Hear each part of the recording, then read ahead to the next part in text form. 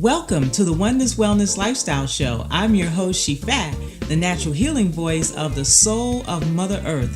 I want to thank you so much for tuning in today. We have a very special episode for you today where we're going to be talking about healing the planet. So I encourage you to go get your blue pen and your white paper and get ready to take copious notes on how you can be more responsible, personally responsible for helping us clean up after ourselves. Stay tuned. We'll be right back.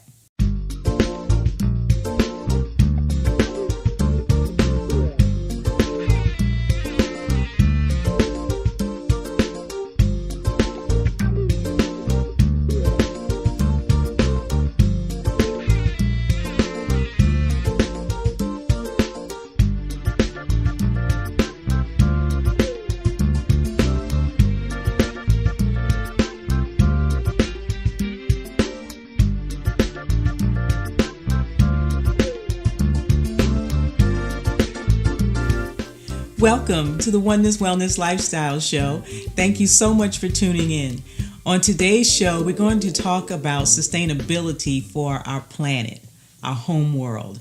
How do we keep it clean? How do we move it toward this new consciousness of going green?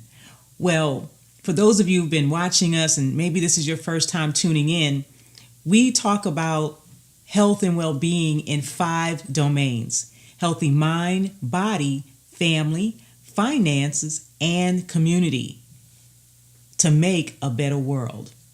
So as we are having our conversation today, I encourage you, and you know I always do this, ask you to go get that blue pen and white paper, because today the transformation is about how it is we move to sustainability for our planet as it relates to oneness, wellness as a lifestyle. I have my very special guest with me today, Marlon Hargis, and he's joining us from Your Choice, the People's Choice, where he is the group leader, and it's all about litter abatement and just cleaning up after ourselves. Hey Marlon, how are you? I'm doing fantastic, Miss Shafar. How are you doing today? Wonderful. Thanks so much for being with us on today and to help us understand what we can do and what some of the real issues are. Yes, well, I'm happy that you guys even asked me on. Well, let's just jump right into it. This initiative that you have going on, that I am really overwhelmed in looking at some of the work that you've been doing for the past 4 years. How did you get started with I want to make sure I'm saying this right, Your Choice, the People's Choice? How did you get started? Well, actually, we got started with another friend of myself, hit by the name of Alton Thompkins. And one day, him and I we were just riding down Route 30 in Atlantic City, and we just noticed debris and stuff on the side of the road. And we just said, to each other, who's responsible for cleaning up the stuff off the side of the road? So about a week later, we come back across the road, and there's even more debris out there. So now we're saying, when is somebody gonna clean this stuff up? So as weeks go on, stuff is still accumulating. So finally one day we just got tired, and we just stopped the vehicle, and we just decided that we was gonna clean this stuff up, because we just got tired of looking at it. Because then it wasn't like, well, who's going to clean it? Then it was like, okay, well, when are they going to clean it? So we just took, upon ourselves to take the responsibility just to clean it up, because we just got fed up, got tired of just looking at this stuff. So by us doing that, we did some research, and we found out there was a road program through the ACUA, the Atlantic County Utilities Authority. Mm-hmm. So we became part of that program. And also now that the New Jersey Department of Transportation, they have adopted a highway program that they just initiated about a year ago. So we're also a part of that. So you mean to tell me you just riding along the road, minding your business, and noticing that the garbage is piling up on the side of the road, and made a decision to do something about that in terms of your own personal responsibility, because you saw it wasn't getting done, and that's how this whole project got started? That's exactly how it got started. That is amazing. When we talk about personal responsibility, I mean, in the dictionary, that's the image that goes next to that phrase. What you just described to us, and for our audience, I want to really drive the point home. How many times do we just walk by the trash, the garbage, even on indoors, if it's on the floor in your office building and places like that? That's remarkable. That's remarkable. So your choice, the people's choice, is that about your choice to clean up, your choice to what? Well, yes, it's our choice to clean up. We just feel as though that, we don't know who's supposed to be responsible for certain things, so we just say, well, somebody's got to be responsible. If we can't go to various entities and find out who's responsible to do certain things, then we just say, well, we're just going to do it, because not only just for myself, but I have children and I have grandchildren, and they're not, to a large degree, even responsible for the stuff that's out there. But somebody has to be accountable. Somebody has to be responsible. So me personally, I take it upon myself to be that person that's going to be accountable and be responsible enough to try to do my part to try to, keep the place clean. So how long has it been since that fateful day driving down the highway? It's been approximately 4 years. 4 years. 4 years. Now, that boggles my mind, because you're doing this voluntarily. Right. Nobody paid you to stop along the road, you and your friend. Nobody paid you guys to get out and clean that up. And you've been doing it for 4 years. Right.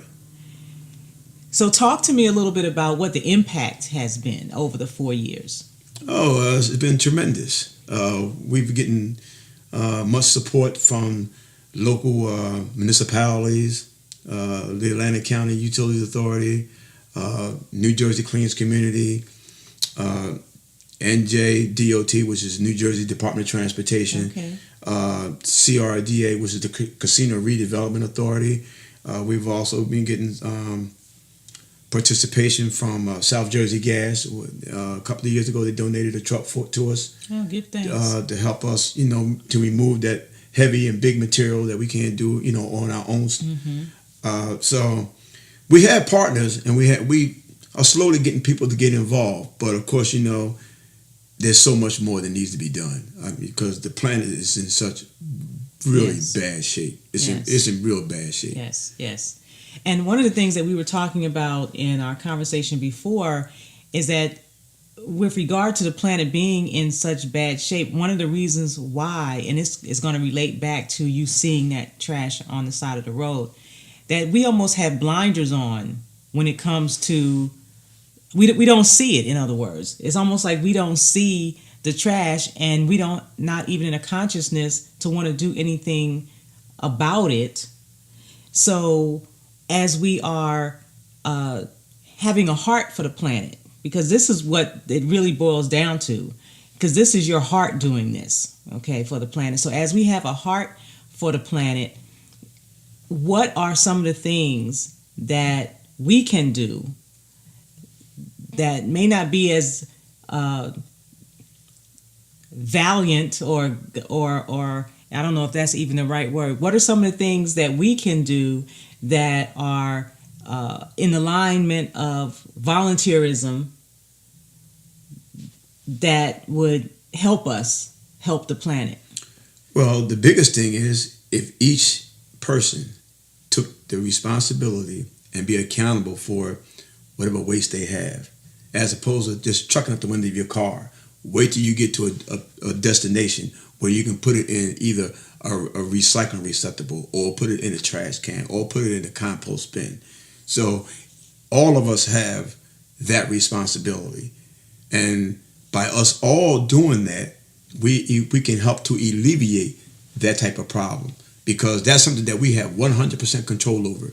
When we have a piece of paper or something like that, we have complete control as to where that goes. But if we just decide to throw it out the window out of our vehicle, or we just happen to be walking down the street and we just drop it on the sidewalk or in the street or whatever the case may be, then we, like I said earlier, we have 100% control of that not happening. But for whatever reason, we just don't do it. We just feel as though it's just easier just to drop it on the ground or throw it out the window of the car because we can't wait to get to a place where there's a trash can or something. So. Okay. And a lot of times it's because, and I've heard people say that, well, somebody else will pick it up. We just have this mindset that somebody else will pick it up. That's somebody else's job. I've even heard people say that I'm keeping somebody else employed, as is jokingly, but the sad truth of the matter is that we're diminishing our ability to have a healthy lifestyle, live healthy on this planet. And not just for us as human beings, but for all of the species on this planet that we share this planet with.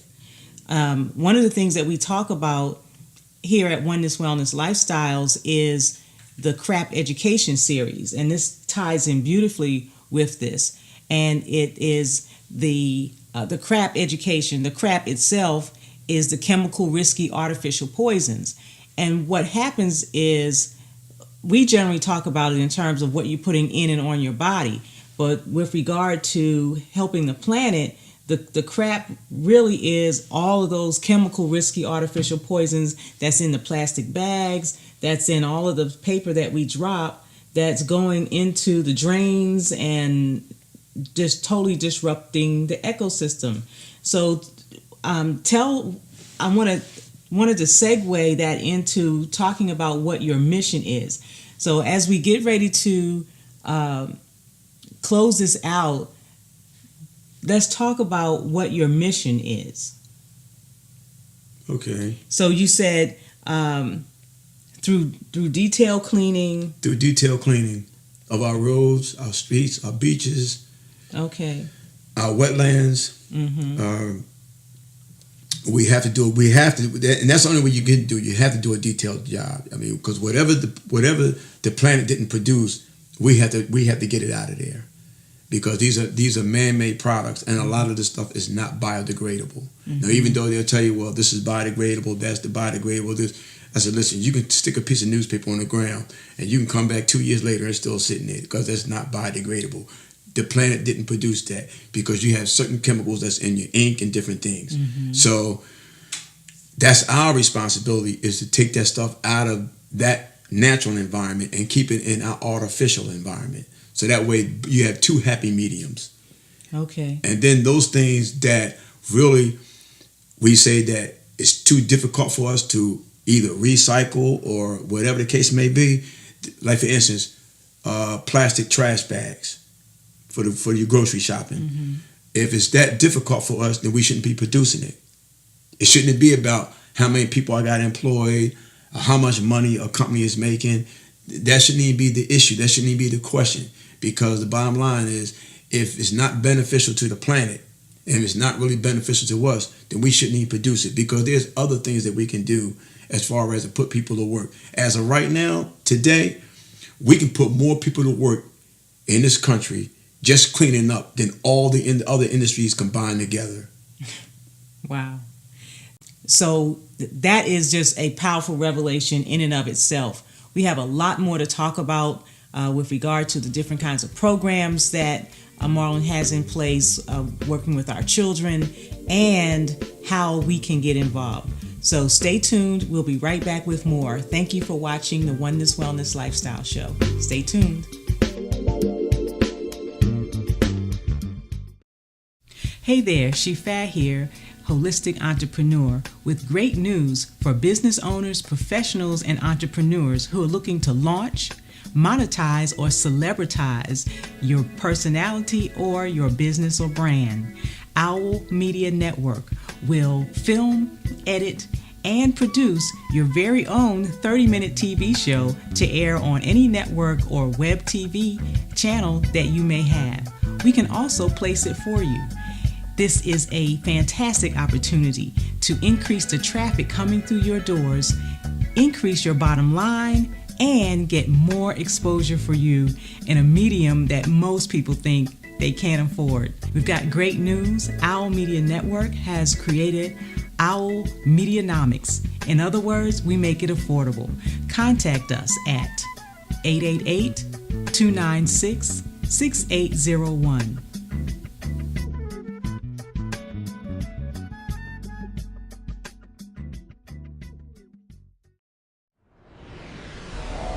If you want to get a lot of people very angry at you, and you're in the health profession, it's fairly simple. Begin to cure incurable diseases. It would ruin the economy. Billions of dollars. Cancer is one of the richest multi-billion-dollar industries in the world, and every cancer patient is a commodity. The huge pharmaceutical companies have everybody in their pocket, from the president on down to the senator's representative. Everybody gets paid.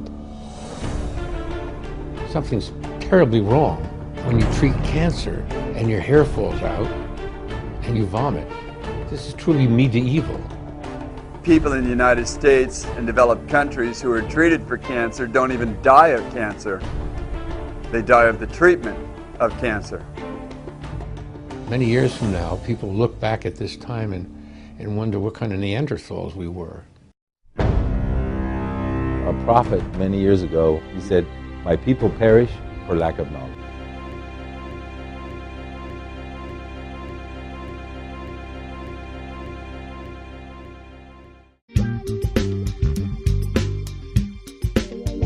Welcome back.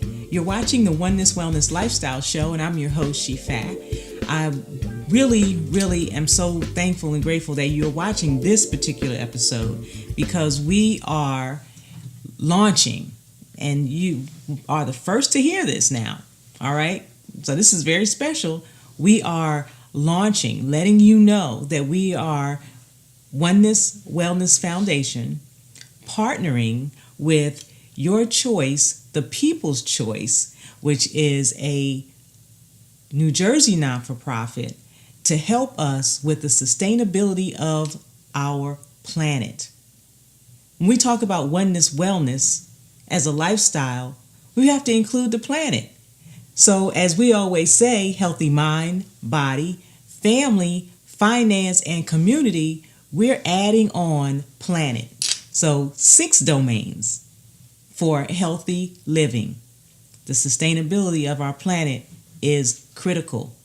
I'm here with my very special guest, Marlon Hargis. Now, when we left, because I really want to get to, if you can remember what the phrase is, you said that there is more work in cleaning up behind ourselves than all of the industries combined together.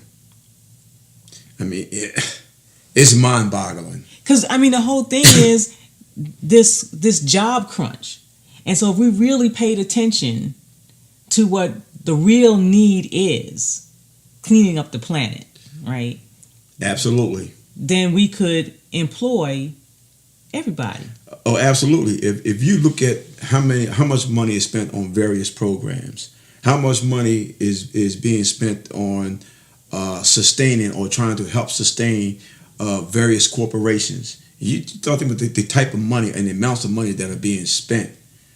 Those monies can be well spent by giving people a broom and a shovel and going out there and cleaning up. We can put people to work. We can put lots and lots of people to work.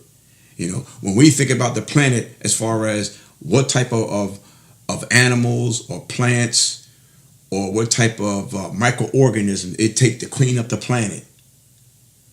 I mean, you talking about microorganisms, you're talking probably trillions and trillions of these things that's doing whatever it is that they have to do to help clean up the planet. Mm-hmm. So we all are a part of the planet. So we all have to do our parts, you know. Mm-hmm. But the thing about it is that there is money there. Here's just a short kind of like a synopsis of a situation. Now, I don't know for sure, but when the rebel got into a problem, with their finances, and I believe the state used taxpayer money to bail them out. Now, as opposed to giving that entity $1 billion, which anybody who has any kind of common sense would say that's only going to last a year or two. Okay? We could took that same $1 billion and we could have employed 2,000 people. We could have paid them $50,000 a year, and we could have paid them for 10 years. Okay. You could have got a much bigger bang for your buck for hiring 2,000 people to go clean your streets or clean up your neighborhoods, as opposed to giving one entity that kind of money and they go belly up or file bankruptcy or whatever, within a 2-year period. And these are the kind of things that I'm talking about as far as when I say the monies are available, the monies are there. It's all about how we spend our monies and who we're going to spend our monies with. So it's how the monies are allocated. Exactly. And getting them out, getting the dollars out of the claws, so to speak, of the, or let me say it this way, changing our mindset from doing things a certain way, the same way we've been doing them, right, which is getting us the same result, to doing things in a different way. And that is moving funds to where it's most needed. One of the things that is really important whenever you're talking about healing, because that's really what we are talking about, is that you have to be willing to keep your focus on the main thing. Keep the main thing the main thing. And right now, the sustainability of our planet for our life here is the main thing. So I hear what you're saying in terms of being able to pay people a real salary, okay, they can live on, so that they will have a desire to do the work.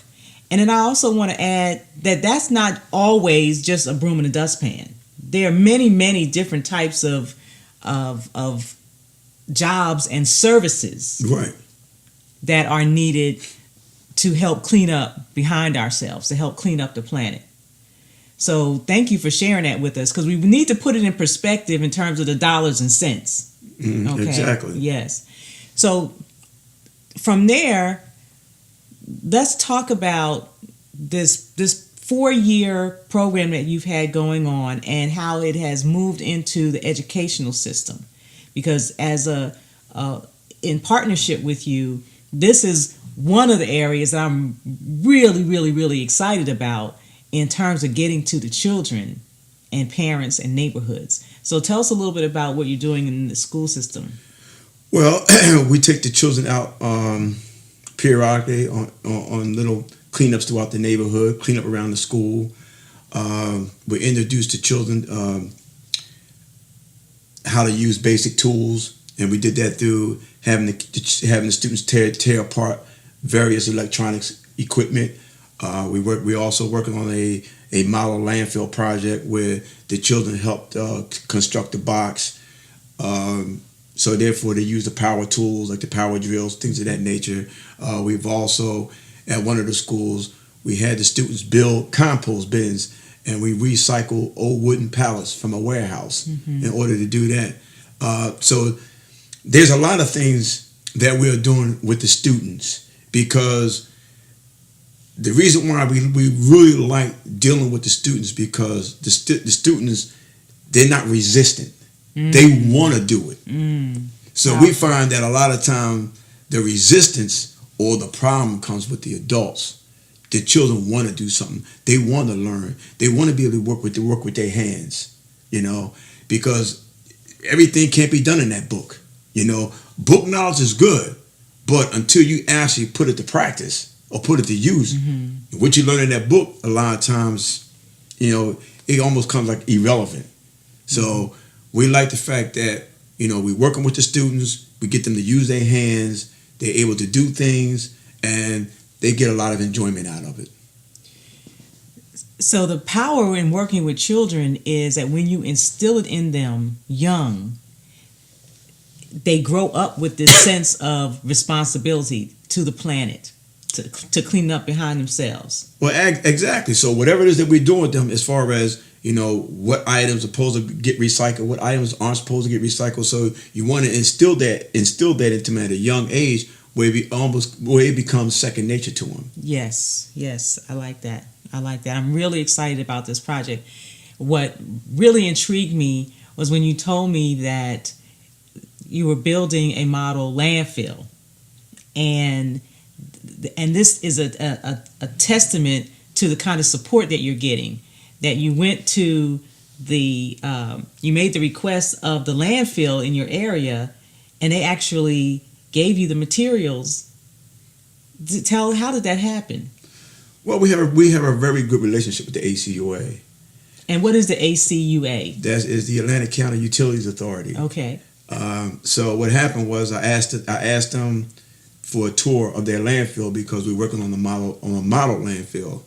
So this way I can bring back some information to the students, and also it gives them, what actually goes on in a real landfill, as opposed to doing something like, for instance, you go on the internet and you might look up a model landfill project, and they'll say, okay, you can take a fish aquarium, fill it half with dirt, throw a banana peel in there, then fill the rest up with dirt, and then you watch what happens to the banana. Well, that's not all what goes into a landfill. You got tires, you got furniture, you got you got all kind of stuff in there. You got chemicals. You got a whole gamut of stuff that goes into a landfill. So basically, with the model that we're going to build is we're going to have a whole gamut of stuff in there. So to give them a bird's eye view of what goes on as far as the bigger picture. They're going to see a small picture as far as what's going on in that classroom, but then we're going to say, now, imagine that throughout the county. This is what goes on. So this really gives them an opportunity to actually see what actually goes on in the landfill. And also, they may decide that they may want to go into that field. Yes, yes. Most adults don't know what goes on at the landfill. We just know that when we ride by there, we don't like how it smells. Exactly. So that is really powerful, because I know that the way I became involved in herbals and natural healing was from an after-school program, when there was a gentleman who was volunteering, taking his time to teach us about herbs in a high school after-school program.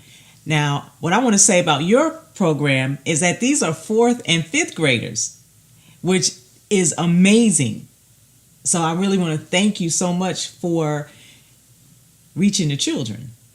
Oh, you're more than welcome. I want to thank you so much for reaching the children, because ultimately we're leaving the planet to them. They're going to be the ones who inherit all of this. We'll be right back with more conversation with Marlon Hargis, talking about the sustainability of our planet and our personal responsibility to just clean up behind ourselves.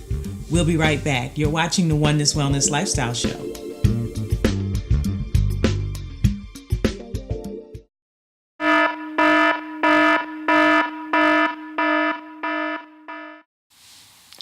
Great day. This is Shifa from Oneness Wellness Lifestyles, and I'm here with your emergency health awareness alert. Are you innocently poisoning yourself? 90% of people who take health supplements are poisoning themselves. How? If you've heard anything about magnesium stearate, or stearic acid, as it is sometimes called, you know that vitamin and supplement bottles everywhere are loaded down with this potentially dangerous and life-endangering additives that don't need to be there. The reality is, you probably have not heard of stearic acid though. Believe it or not, many supplements, including those made by reputable brands, contain a flow agent additive that over time can actually block the absorption of nutrients into your body. This ingredient is known as magnesium stearate, and regular consumption of it is linked to the development of a harmful biofilm in the intestines that cause digestive problems. Despite having the word magnesium in its name, magnesium stearate is not a source of nutritive magnesium. The only reason why supplement manufacturers add this chalk-like substance to their products is to make them easier to process through their machinery. Supplement companies have been intentionally misleading their customers for some time now, making it seem and making it sound like the inclusion of this additive is helpful for your general welfare.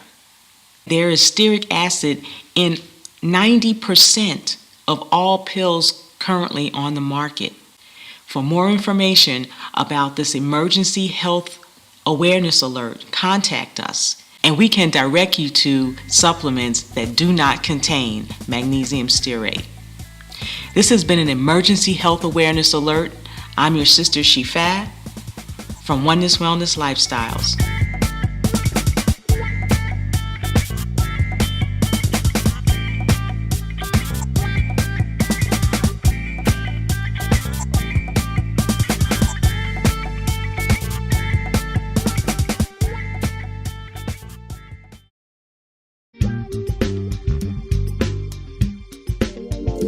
Welcome back to the Oneness Wellness Lifestyle Show. This is such an amazing show because I'm amazed about what we can do when we decide to take personal responsibility for the sustainability of our planet. We have been visiting with our very special guest, Marlon Hargis from Your People, Your Choice out of New Jersey, and I want to share with you the impact that Marlon's work is having on our communities and helping us to recognize that we can't go green until we clean. Take a look at this.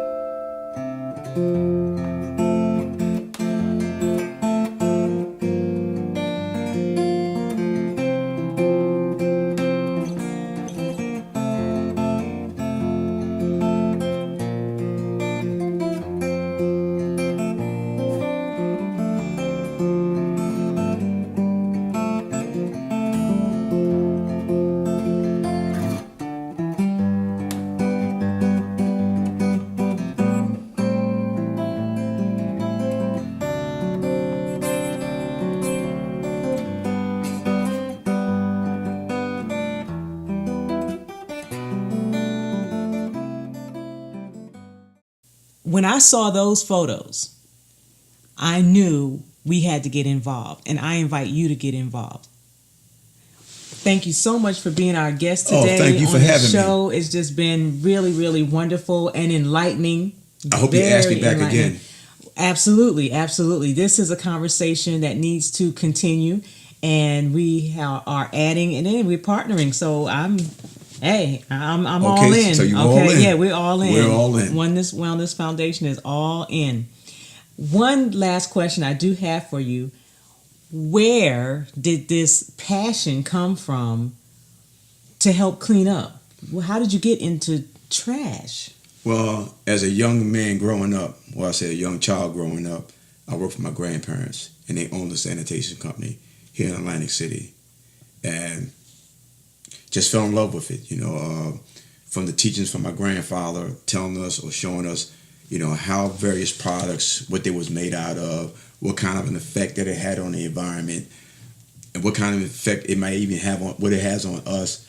So, it wasn't just, going around just picking up waste, but there was also an educational piece. And to me, it was just really good. I was just really amazed, of all this stuff that we produce out here and what the stuff was actually made of, and it was just really, informational and very educational.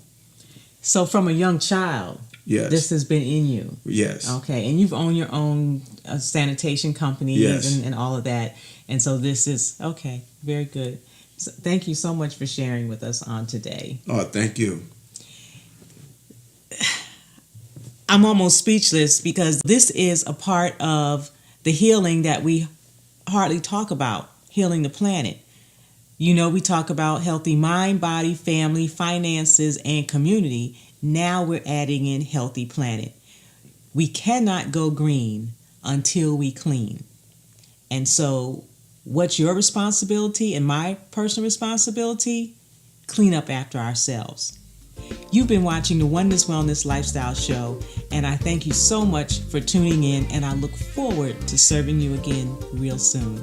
Take good care.